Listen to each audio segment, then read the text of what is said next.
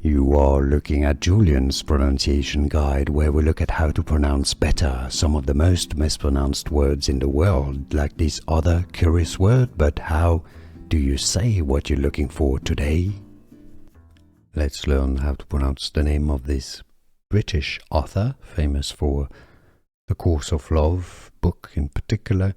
Now he's British, but Swiss-born, so his name is French. In French it's said as Alain de Botton. Botton. Alain de Botton. Alain de Botton, you could say in English. Here are more videos on how to pronounce more confusing words and names too many mispronounced. Like this video if you found it useful. I appreciate your support. I'll see you soon and thanks for watching.